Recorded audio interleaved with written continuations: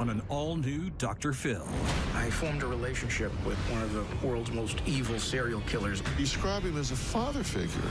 He says he fights his urges. I started to collect replica human faces. But could he, You pulled a knife on your sister Jennifer. one day, There was literally blood all over the floor. be a serial killer? I did go searching for a streetwalker to take at least part of her home, the head. Let's do it. Have a good show, everybody. Here we go. This is a safe place to talk about hard things. Stand by. We'll count you down. Today's going to be a changing day in your life. 5, 4. I am not giving up on you.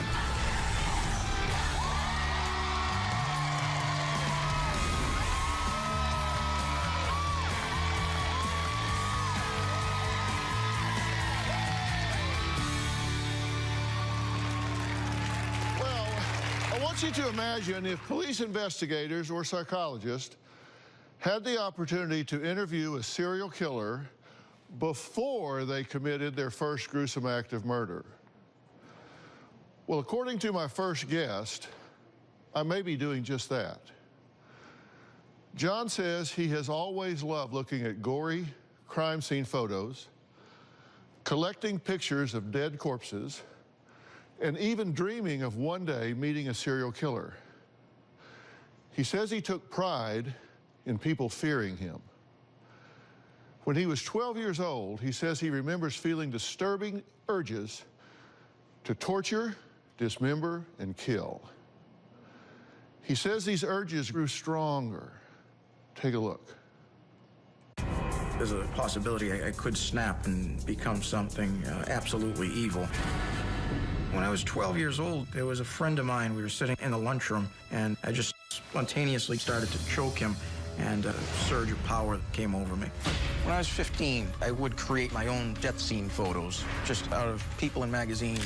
I would smear blood on them. I just recently started to recollect replica human faces. When I was around 25, there was this prostitute walking the streets of East Boston. I had a few drinks, decided to go out and see if I could find her. I brought a bag with me, so in my mind, it was logical to take her head back home with me, but I never ran into her. At one point, a quasi-friend came over. I didn't entirely like him, so I put some sleeping pills into his drink and shackled him to the bed. I had bought handcuffs and leg irons, so I would shackle their feet and cuff them to the headboard. When I saw that he was frightened, I actually got a bit of sadistic enjoyment out of it. I just let him complain for about a half an hour before I decided to get off the couch and unshackle him. I'm not completely out of control, but there is that fear in the back of my mind that someday these demons are going to surface and I'm not going to be able to get rid of them. Well, John says that he has his deadly thoughts under control, but when he consumes alcohol, a hellish criminal is unleashed, and even he's afraid of what could happen. When I drink, I definitely shed my nice guy. The boogeyman is what's left. There was a period of 2 years straight where I was taking 340 opioid pills a month on top of other rum and vodka. When I was under the influence of these substances, I would black out and self-mutilate. Be generally very scary. In April of 2011, the only serious girlfriend I ever had, I held a knife to her throat, according to the police report, because she had ordered the wrong type of Chinese food. She took out a restraining order against me. I've probably had at least 6 or 7 restraining orders put on me. I've been committed and put in lockdown facilities at least 6 times that I can recall. Endless emergency department visits. I have had periods of up to a year where I took sobriety very seriously. The problem is I've never been able to fully maintain my sobriety, and that scares me because I know what lurks within myself. Okay, John, let's just get right to this. So you believe that when you drink, this demon inside you, this urge inside you to actually kill someone can be unleashed? Yes, sir. Yes, sir. Okay, Exactly. so you believe, so it's there? It's still there. It's always beneath the surface. there are some behaviors that you've identified yourself as being hurtful, questionable. You say you've hurt friends. You've strangled, stabbed, shackled, drugged friends across your life. Yes, sir, yes. You say that you've chewed your own forearms, that you shave them in order to do that, right? Yeah, yes, sir. You were in the military. I was in military Marine boot camp for Right. a couple of months, and the stress got to me, and I engaged in what I call auto-cannibalism, essentially. Right, so what were you doing? You describe what you were doing when you say chewing your own forearms. Yes, I was under extreme stress, and so I resorted to actually biting on my forearms and marking them up pretty terribly at the time. Were you taking chunks out of them or biting them? Or what? Small chunks, we'll say, yes, yes. Okay. And I was definitely a few deep bite marks. Yeah. Yes. The chunks you got out, did you chew them up or spit them out? I recall probably swallowing them, I would say. And So you were eating your own flesh? yes, it was, like I say, a Okay. case of auto-cannibalism. Yeah. And you said you drank blood. Right, yes. Where'd you get the blood? That was a mutual arrangement with a friend of mine, and it was a ritual drinking of blood. And how did they get the blood to give you? We sliced each other with razor blades. And drained blood into a... And we basically spilled some blood into our cocktails and basically smeared it on each other in a ritual fashion. Uh-huh. Man or woman? Man. Uh-huh. And you have a sister, Yes, sir. Jennifer? Jennifer, yes. And you've painted stick figures with Jennifer's blood. I have in the past. Where did you get her blood? That was a spontaneous nosebleed in that case. Okay. Yes. Now you've had thoughts of friends disappearing and a prostitute's head, beheading a prostitute, right? Yes, these thoughts have come into my mind. Okay. You choked your ex and threatened to decapitate. That was the case, yes. In fact, you said, I know how to do this. You told her, I know how to cut a head off. Yeah, I made that clear at the time. Okay. What was your objective in telling her that? There's no logic to it. It was insanity. Did you want to but- scare her? but, or you yeah, just... partly, yes, and I remember also, according to the police report, that because she had ordered the wrong Chinese food, and obviously that's not logical, so... Yeah. Were you drunk? Yes, and blackout point. Now, you've pulled a knife on your sister Jennifer, and was this when she was holding her child? I believe she was holding her child at the time to protect the child, I suppose. Not that I was any threat to the baby, but that's how she perceived it. I mean, she says you had a Crocodile Dundee type knife, and you had her and the child cornered, and she had to talk you down. she did have to talk me down, and that was a situation there as well. You talk about this like you're ordering lunch. Yeah, I had her cornered.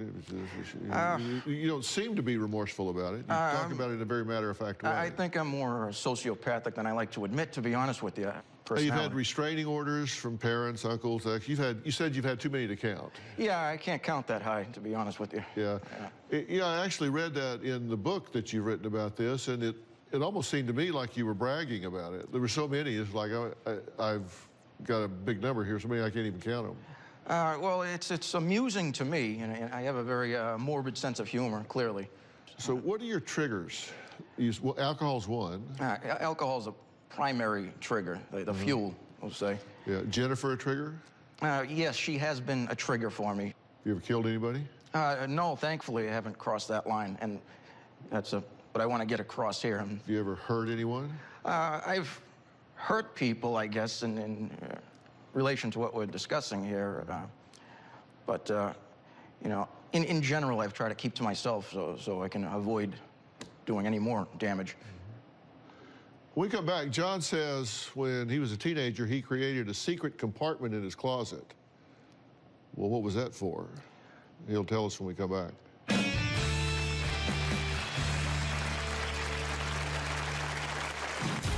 I actually created a separate compartment to this walk-in closet where I fantasized maybe keeping somebody there. And I bought a ninja sword, basically, razor sharp. There was this particular female, and I imagined beheading her with a sword. And later, I recognized that he was a monster, one of the most evil serial killers the world's ever known. you describe him as a father figure. Yeah, that's the best I could do in my life. You guys formed a bond. Tomorrow on an all-new Dr. Phil. Accused of faking pregnancies. What happened after she stormed off stage? She allegedly faked her own death. Did she turn on her former friend? You say your daughter received a message that said you will pay for what your mom did. Plus, I was a victim of sextortion. she sent over 1,000 explicit pictures of herself. And you kept taking and seeing the pictures. Why? That's tomorrow. At least once a day, I have this type of demonic thinking where I want to make certain people safe friends. A safe friend is somebody who can't leave or betray you, because you have them always. We could watch them. Unfortunately, to do that, you have to end their life. To mitigate this urge, I started to collect random shrunken heads and replica human faces. Having these heads around gave me a sense of peace. There's a tranquility there that comes with permanent friendships. Well, many of you might think John is making up his thoughts of torture and killing because who thinks in such a disturbing and extreme way? Well, John says thankfully for the past 18 years, he's had a team of doctors helping him with his urges. He says one of his fantasies almost came true when an unsuspected visitor knocked on his door. Take a look. These fantasies of keeping people with me have been around since I was 16 and 17. When we moved into our new house, I actually created a separate compartment to this walk-in closet where I fantasized maybe keeping somebody there. For instance, these Jehovah's Witnesses who would visit. There was this particular female that visited several times, and I envisioned keeping her there. If I couldn't keep her, then at least part of her to remember her by. If, hypothetically, I were to keep any part of somebody, it would be the head, because the head is the essence of the person. I imagined beheading her with a sword. We bought the sword, and it was a ninja sword, basically, razor sharp. At one point, I went to the Jehovah's Witnesses hall there. I tried to get her to come back with me. It just got more frustrating. Eventually, I scared her away, and I never saw her again.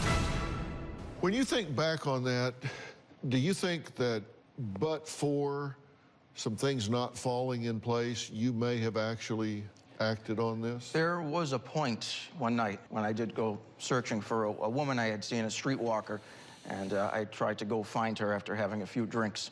And at the time, the motivation was to take at least part of her home, basically the head. But thankfully, I didn't take that path. I never ran into her. And knowing that drinking is a real flammable thing for you, why do you continue to drink? It's a compulsion, for one thing, and another thing, it does help with the anxiety. So you're likely to murder someone if you drink, but at least you would be calm. Yeah, I try to maintain a minimum amount if I drink, but, you know, obviously it makes no sense. It's insanity. I recognize it's illogical thinking. Were you drunk when you held the knife to the girlfriend's throat that ordered the wrong Chinese food? Yes, every time I've done something like that, I've been drinking. We actually have a statement. John tried to kill me twice. He was angered by the fact that I ordered the wrong type of Chinese takeout, and I wasn't taking him seriously when he was telling me that government tried to kill him by poisoning him. He held a knife to my throat and told me he knows how to cut my head off and kill me, but I am not an anonymous person. In the same weekend, he put his hands on my neck and told me he knows how to kill me by snapping my neck, but decided against it. He even corresponded with a serial killer, Arthur Shawcross, who told him he has to kill. Yes, my friend, former friend, the late Arthur Shawcross, who I wrote the book about the Shawcross letters, My Journey into the Mind of Evil.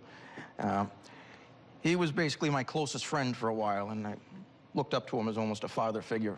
You actively seek out this monstrous serial killer, form a relationship with him, get a career into what you call murder memorabilia, gore porn, these are your terms to describe this, and this relationship with this horrific human being.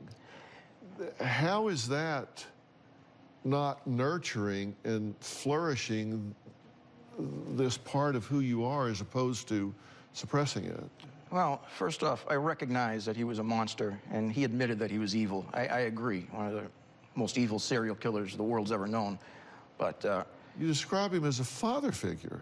yeah, that's the best I could do in my life. You picked this guy? Well, he wrote to me, and we developed a relationship from that. Well, he wrote to you because you were doing things in reference to him, and he saw these things, Well, right? exactly. I was selling some of his artwork at the time. You were peddling some of his trash. That's true. That's true. At the time, I was. Back when you could sell this type of thing on eBay. And your handle was Sawman. Yes, sir. And so he writes to you and says, hey, great handle. I've killed a few with machetes. Yes, he has told me that. You guys formed a bond. We did form a bond, yes. A very close one at that. So tell me about that bond. What was it that made you kindred spirits? He seemed very encouraging in a positive way for me. And in the sense that he seemed to have respect for me where few other people did. So I appreciated that. What was it he respected about you? Basically, we had a similar line of thinking. Which was? In the sense of wanting to maybe do away with certain people. And you both wanted to collect heads? Basically, yes. Of human beings? Yes, that's true. You realized if he had the chance, he might cut your head off. I was never afraid of that, to be honest. Of course he was in prison. No, but still, he was mostly into women. Yeah. When we come back, John says that he has triggers that could make him become a monster, but one of those triggers is alcohol. We've talked about that. Another one of his triggers is his sister. We're going to meet her next.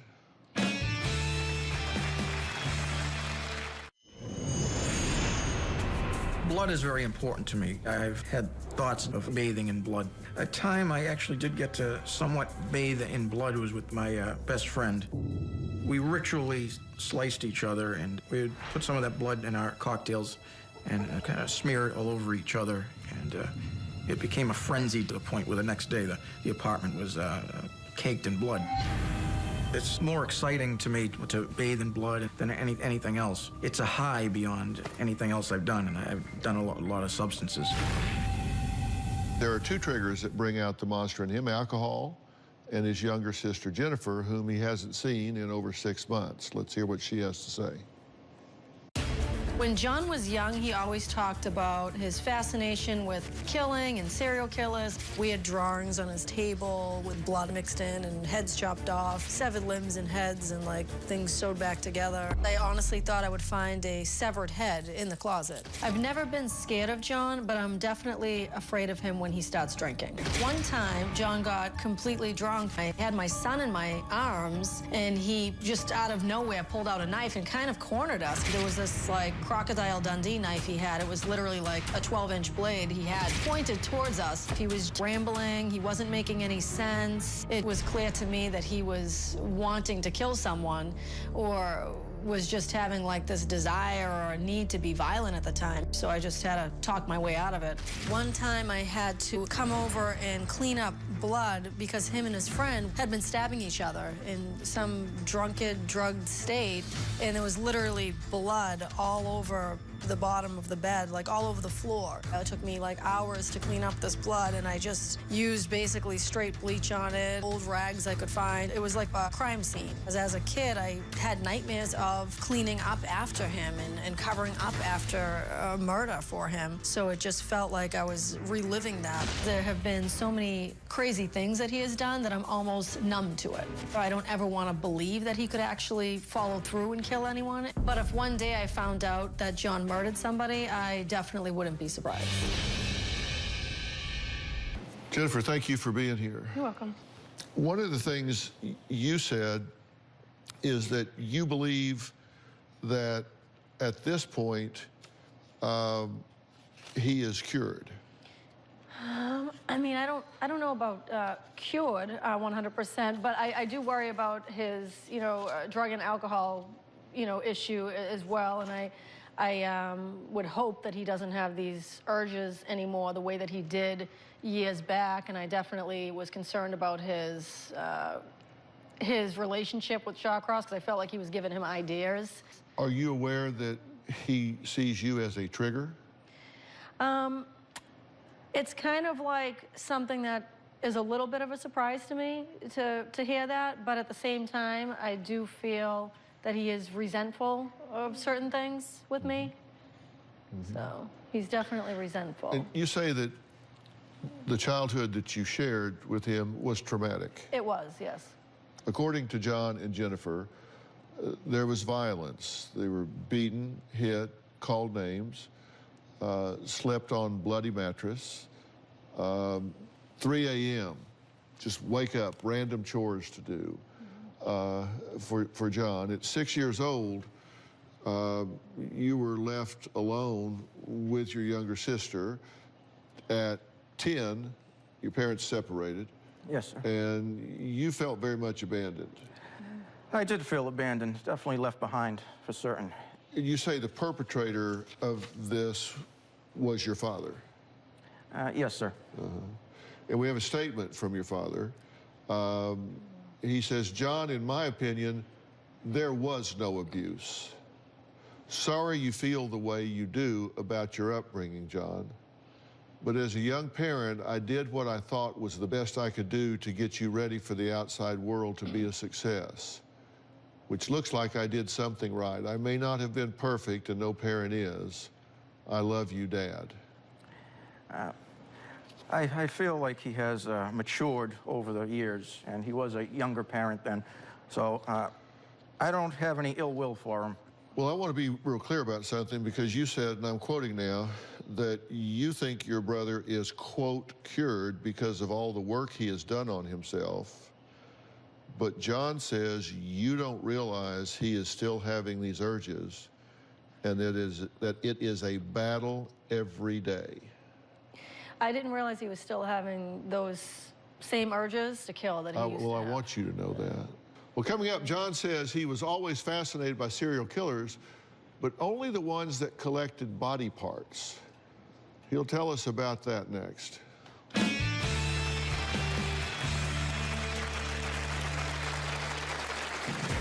I formed a relationship with one of the world's most evil serial killers, Arthur Shawcross. He's killed at least 14 people, and he did cannibalize women. I could empathize with that. We had a bond that few have to hunt humans. Having bought a pair of handcuffs and shackles for the legs, I would shackle myself to practice being in them in case I was ever arrested. You can't move too quickly. You'll hurt your ankles and you hurt your hands. I assumed, with the mindset I had, that I would be spending a lot of time in prison. Because I happen to own the shackles and handcuffs, I have used them on 2 people that I can recall. Blackouts I had, who knows, maybe there's more. Before a living, John traded grisly collectibles on the internet like a real body bag and a fake severed limb. But what was really in demand was serial killer artwork. So using the nickname Sawman, John began to buy and trade this type of art. Now, while doing this, Sawman got the attention of one of America's most notorious serial killers, whose weapon of choice was, you guessed it, a saw. Take a look. Around the year 2000, I formed a relationship with one of the world's most evil serial killers, Arthur Shawcross. And I had been selling his artwork on eBay, and so we just formed a business relationship, and it became a very close friendship, and I call it a brotherhood of ghouls. Arthur Shawcross is known as a Genesee River Killer, and he's killed at least 14 people. Rochester police have been called in for what may be the 13th victim in a string of homicides. FBI and police think it's at least 19. He's told me it's a lot more than that. Writing to him was a form of therapy for me, and unwittingly, he was like a demon therapist for me. One aspect of Shawcross's crimes was that he did cannibalize some of these women. I feel it was his way of connecting to these people, and I could understand that and empathize with that. Even though Shawcross was a notorious serial killer, he was kinder to me and more fatherly to me than even my own biological father. We had a bond. It's a very exotic strain of deviance that few have to hunt humans. There's few people who could see eye to eye with that. A very exotic strain of deviance. That just seems to glamorize a very sick sort of thing. Here's an excerpt from the book. Shawcross still never made me regret my eccentric ways, even as his family members abandoned me along with all but the most intensively offbeat friends, and there were not many. You just heard what you said back on that tape. You said, this was a very exotic form of deviance, hunting humans. Yes, it is, again, a very rare frequency of thought. And that's not what you said. You said it's exotic. I consider it an exotic form of evil, we'll say. Clearly, Shawcross is not a role model. I mean, he's in prison for arson for 5 years, murder, 2 children for 25 years. He serves, what, half of that. They'll let him out because they say he's not a threat anymore. He then is convicted killing 12 women, gets 250 years. He says he kills for revenge. Cannibalism, misogynistic, he's racist, he has no remorse. And well, the thing is, this is the guy that you say is a good friend. I mean, I admit it's beyond bizarre, and I don't mean to glorify it. It's very difficult to find people I could relate to, obviously, you know. And it's definitely a twisted it's something I'm dealing with. When I was, you know, when we were living together, when I was younger, I used to be afraid to, you know, like I said, look in his closet. I thought I would find a severed head. I honestly believed that. I thought he was really capable of that. I would have nightmares about helping them cover up dead bodies. Well, you talk about collecting. These are real people. These are, you know, Shawcross victims. If you look at his victims, look at these are human beings. These are real people. I agree with you. I've been going through a healing families, process. They have friends, they have dreams. Coming up, Shawcross met his long-lost daughter 8 years before he died. He confessed things to her that he never told police, and she's here today. We're going to meet her next.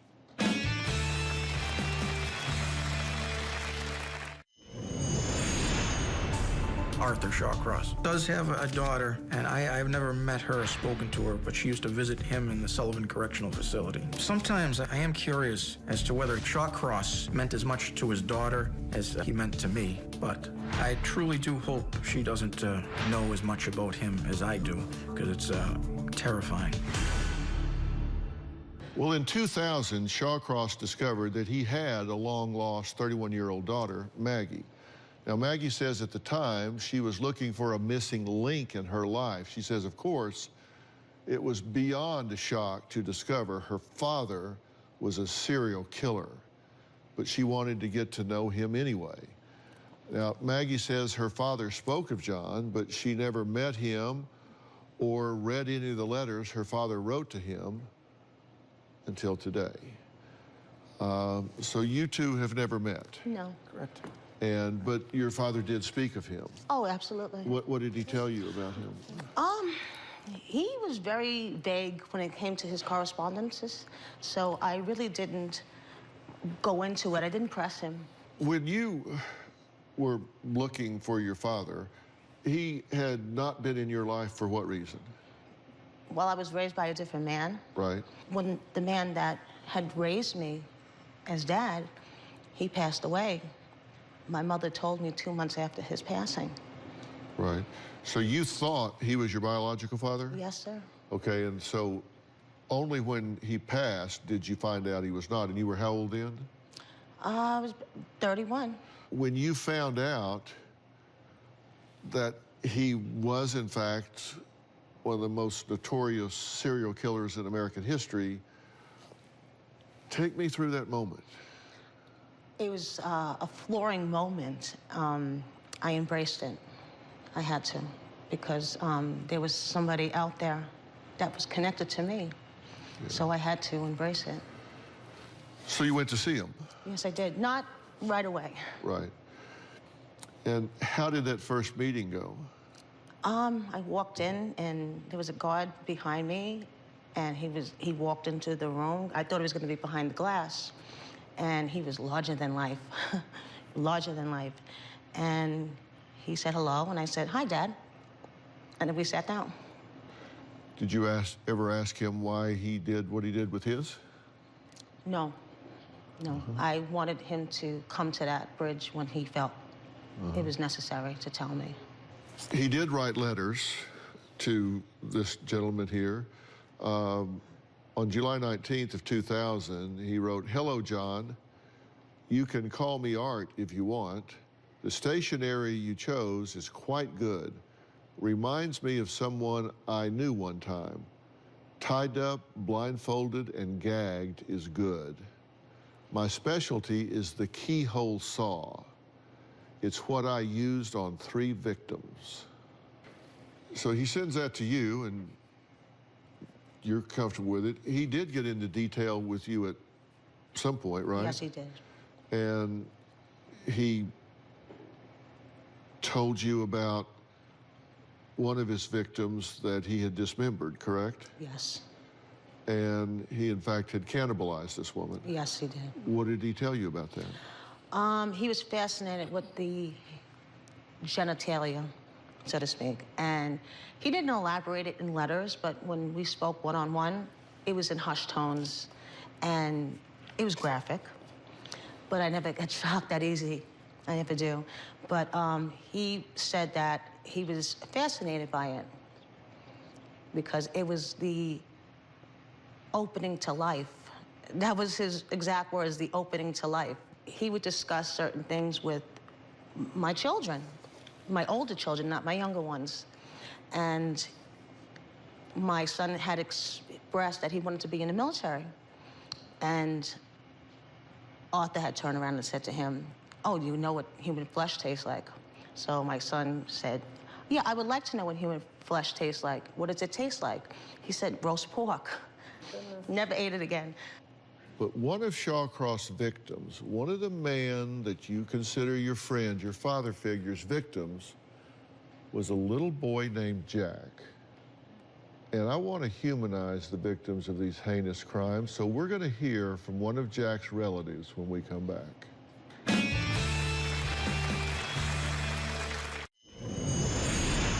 Maria Welch disappeared from the Lyle Avenue area November 6th. She leaves behind a 7-month-old son and the baby's father, Jim Miller. We can lay her to rest and know that she's not laying out in some snowbank covered with snow and ice. Miller says he feels nothing but rage for Shawcross, who has not been charged with Welch's murder, but whose sources say led police to her body. Now you see what he's done to these human beings that live from day to day. Well, that was one of Shawcross's many victims. In 1972, 10-year-old Jack Blake was Shawcross's first victim. Now, he lured the little boy into the woods and then murdered him. Now, Jack's family never got justice because his murder was used as a bargaining tool for Shawcross's confession of murdering another child. So on Skype today, Jack's older sister, Robin, joins us and is going to tell us a little bit about Jack. Thank you, Dr. Phil. He was 1 year younger than me. We were best friends. He was kind to everybody. He tried to help people. I fell through the ice in the river, and I was trying to get my way back up and, to a solid piece of ice. What my brother Jack did, he got on his stomach and he scooched over. He grabbed my jacket with one hand and he took me right out of that river. And, that if it wasn't for him, I wouldn't be here today. So how long after that was it that Arthur Shawcross took him into the woods and murdered him? It was that following spring. He had lured Jack and Peter into going fishing with him, right? Yes, he did. And they got uncomfortable, and at one point they got away. And as I understand it, Shawcross got his hands on Peter and grabbed him and held him up over his head and told Jack, "You either come back or I'm going to hurt your brother." Yes. So again, Jack comes back to save his brother. He did. And for it, he lost his life. The way I found out that he was even, you know, that they found his body, my brother's body, was over the TV station. And then that's just, I lost it. It's just horrible that he could, any person, that monster could do that to my little brother. See, there's my brother. I love you, Jack. This is what's left behind when these urges take over. Whatever payoff you got from befriending and creating this exotic brotherhood with this monster is misguided, disrespectful, and an abomination to this woman and to this child. I want to get it straight that I have come out on the other side of all that. That's the point of the book, too, to explain that.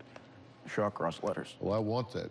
I want you to make that clear. Yes, absolutely, yes. All right. Robin, thank you so much. I'm very proud to have just a moment to honor your brother, Jack. Thank you so much.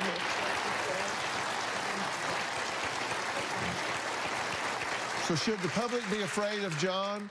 Should his sister and her children be afraid of John? My thoughts about that when we come back.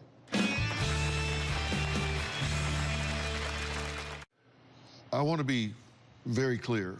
You've done some atypical, eccentric, I think mentally unhealthy, emotionally unhealthy behaviors in your life. But at this point, you've never hurt anyone against their will. You've never killed anybody. You've never done anything of that nature. That's true. I want to be very clear about that. Yes, absolutely, yes. You've also sought help for this. Yes. You've put yourself in outpatient programs, very intense outpatient programs. Yes. And you've been forthcoming about this, and I often say you can't change what you don't acknowledge, and you've acknowledged this, and that's a big step. Yes, sir. If your relationship with your sister is a trigger, then you need to resolve that to the point that you desensitize yourself to her as a trigger. And you should not be alone with this man, with yourself and your children, unless and until an independent professional tells you that it is safe to do so. Okay? Just belt and suspenders. Do I think that he would transgress against you? I would tell you probably not. Right. But as a mother, you don't have the right to take that chance. Right. So if you want to see your brother, see him in a public place or with someone around until a professional tells you that you're no longer a trigger for him. Right. And will that ever happen? Yes, it certainly could happen because he's acknowledged it. Yeah. The fact that he's put it up on the table as an issue, right. The prognosis is very good that can happen. You would do yourself a great service if you would sign a letter and permit your therapist to speak with her when she requests it. Yeah. So she has the opportunity for them to talk to her about how you're doing. That makes sense, sir. And she can't unless you give your permission.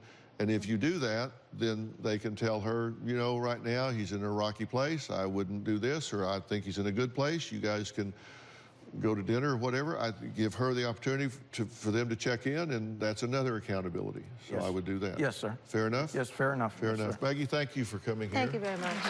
John, thank you. I want to thank all my guests today for sharing their story. For more information,